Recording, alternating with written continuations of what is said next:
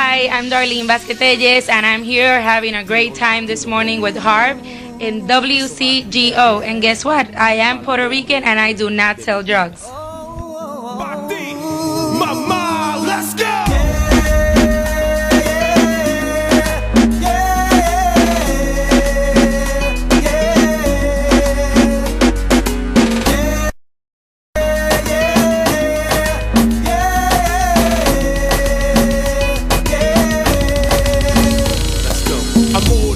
Pista, no me pellizques, te sueño que revive cada minuto de mi vida. Tus labios en mi fruta fresca, sabor a fresa. Te como, te devoro, te bañaba con mi lengua. Mami, no me dejes solo, bríndame ternura dura, pura. Que me amaste, pero solo quiero una aventura. Chula, mura, cura, las palabras de mi travesura. Love is crazy, baby, una locura. Sí, la niña de mis ojos eres tú. WTTW, that's channel 11, 7:30, Tuesday, September the 9th. Now, also in studio with us is Persephone Ross and her cousin Imani. Now, you've got one who's 9 years old and one who's 8 going on 9 years old. They are just now, Persephone in particular, is taking Bomba y Plena classes on Division Street, and the youth probably don't really have a sense of the history. I know that there are a lot of organizations that are trying to give them a sense of history. Was this maybe your motivation in terms of putting together this documentary? Yeah, Harv. I typically carry with me a very small portable DVD player. And when we initially started this project, we put a little trailer together, about an 8-minute piece, and it sort of outlined a little bit of what the documentary was. And every opportunity I had to show youngsters, particularly 4th, 5th, 6th grade, I would pull that DVD player out and I would show them. And it's amazing how a lot of them really don't really know that history. I was at DePaul 6 months ago in their Latin Studies class, and there was a lot of Puerto Rican students there, and I played the promo piece, and they saw it, and these are first-year college students, and they had no idea of the history at all. And our goal and our motivation behind this documentary was to begin to tell our story. I mean, we've heard the Italian stories, the German story, the European stories. I mean, those documentaries have been done.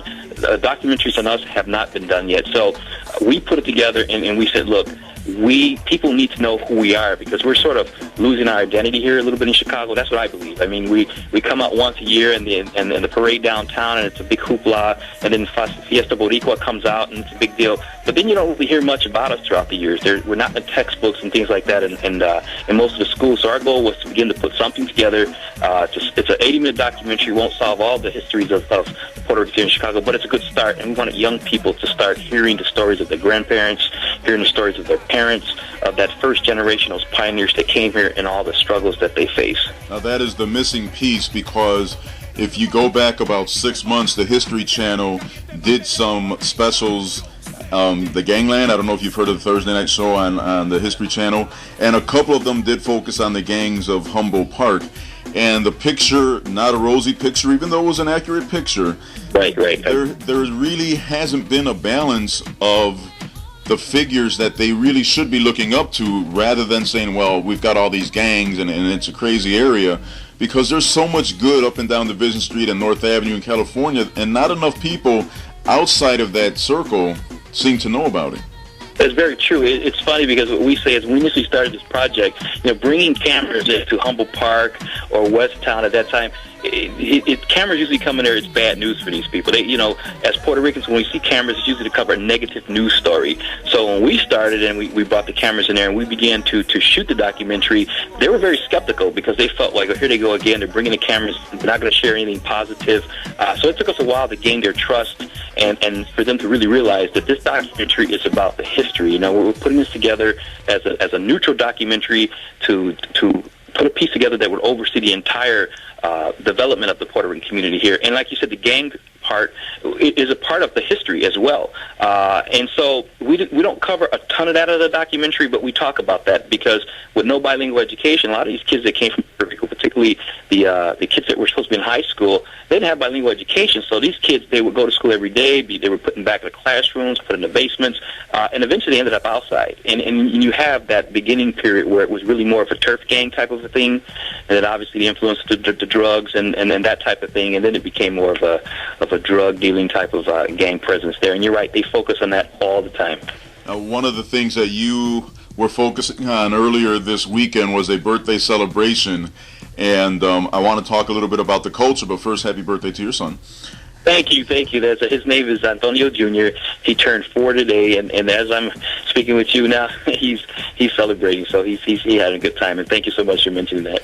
And I mention it because one of the things that you're going to focus on the special is the culture of family, which maybe a lot of other cultures don't understand exactly what the culture of family is when it comes to Puerto Ricans. So maybe you can touch on that a little bit, because it seems like the family value system of a Puerto Rican family, an old school Puerto Rican family, so to speak, that structure is still pretty much in place.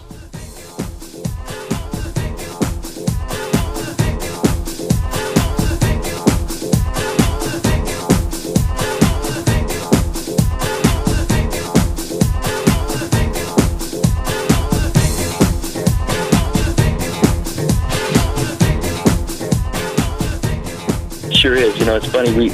We celebrate all of our birthday gatherings, and my mother-in-law and father-in-law and sisters, everybody shows up for that, and that's pretty natural. And when we were doing a documentary, they talk a lot about that we're people that get together for events. We get together for Christmas. We get together for New Year's. We get together for birthdays, and we celebrate our heritage and culture. It's something they brought from the island, and we're a very giving type of people too, where we invite our neighbors. We invite people from because that's what we like. We love to get together.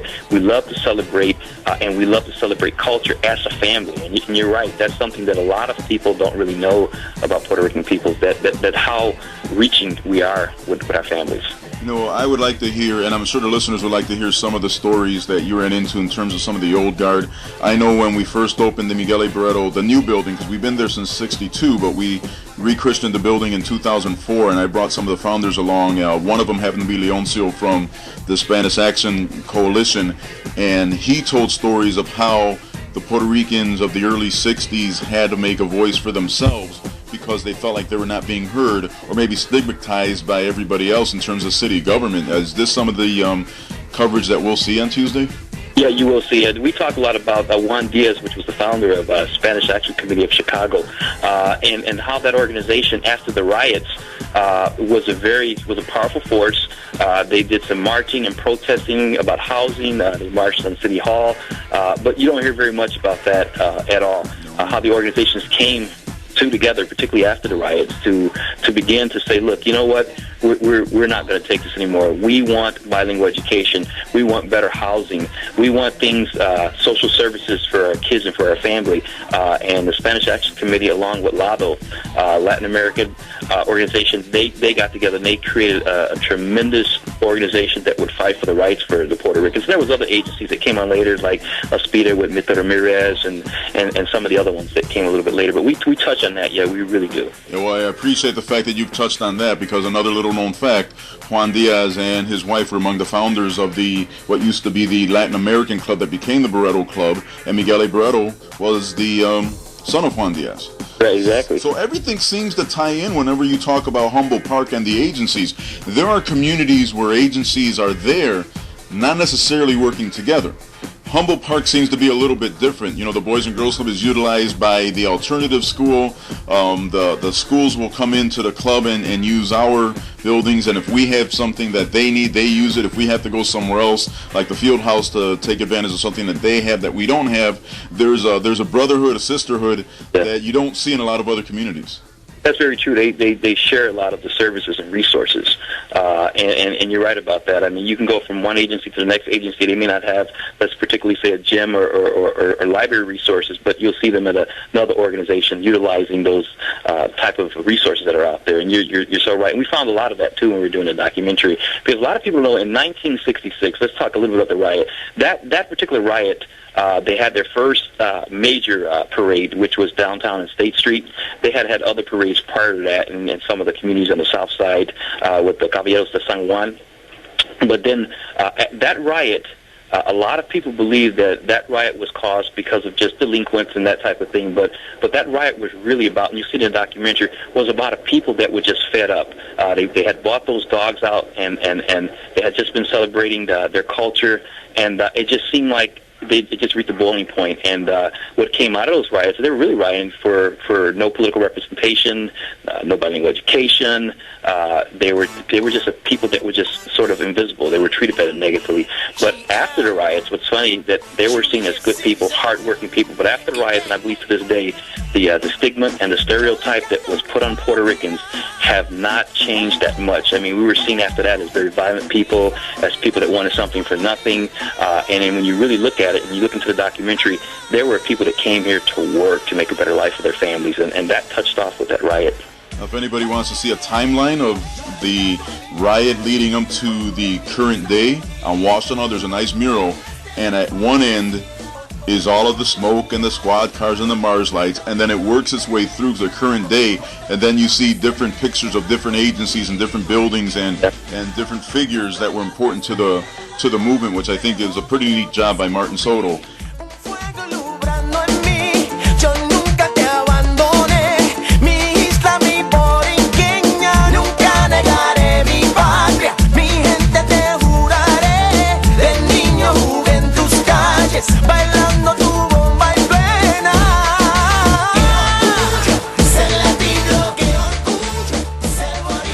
As you interviewed people and gathered up materials that maybe surprised you when you were doing this documentary?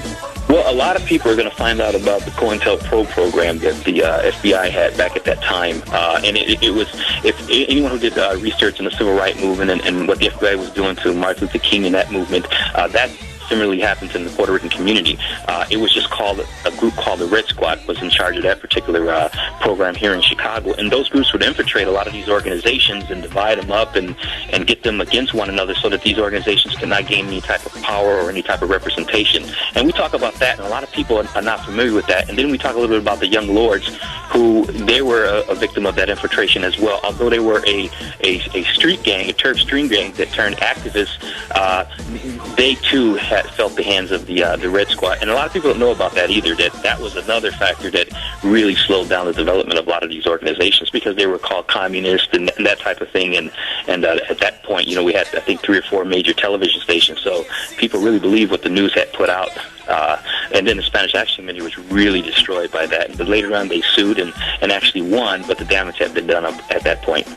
Harv Roman talking to Antonio Franceschi. Chicago's Puerto Rican Story debuts Tuesday night, the 9th of September, 7:30 in the evening. Everybody's got to watch this because it is something that is long overdue, and I think you're going to set a lot of records straight, and I think it's going to be an educational piece too. Hopefully this is one of those pieces that winds up at schools and organizations such as ours, where somebody could just sit down and maybe get just a taste, because like you say, 80 minutes can nowhere near cover 50 years of history. It does it right. And starting this project too, it was a lot of naysayers. I mean, we had a lot of resistance initially in starting this project. Normally the way you do a documentary is you put your proposal together, your research and that type of thing, and your budget, and you go out and get some of the funding so that you can develop it. But we were like hitting dead walls. So what me and my wife did was we pretty much put up our savings, and we had mortgaged our house. We got a second mortgage on our home, and we put the funds up because we felt that it was very important. Once we started, we wanted to finish. And all we heard was, well, it's not going to be finished. Nothing like this has been done before. No one's going to support it. But we knew, like you said earlier, that it was important to finish this so that we can get an educational DVD into the public schools, parochial schools, and get them into the all the satellite schools in the Chicago, so that we can begin to have that resource where they can begin dialogue. People get talking about it and that type of thing. Well, this is must-see TV, to steal a term from another network. Now, PBS, Channel 11, how difficult or easy was it to get them to buy into, hey, we really should air this? Because, again, this is a piece that people would probably have said, well, it's going to wind up on 44 or 50 or 60 or something like that. Well, PTW, initially, I contacted them about 1.5 years ago. We were probably halfway with the documentary, and we had a really tough time getting the archive. So I put together what I had, and I presented it to the WTTW, and they looked at it, and they thought it was wonderful. Nothing had been done like that before. They wanted to kind of just check with me like every other month, just to see the progress of it. And I had a work print put together for them, did a presentation. They loved it. They were behind it 100%. They decided to air it. this week coming up, but importantly, they're going to use it for their pledge drive. And they put some marketing dollars behind it to really get the word out, which is something they normally don't do, but they did with this particular project. But they've been very supportive, and they've really been with us since the beginning.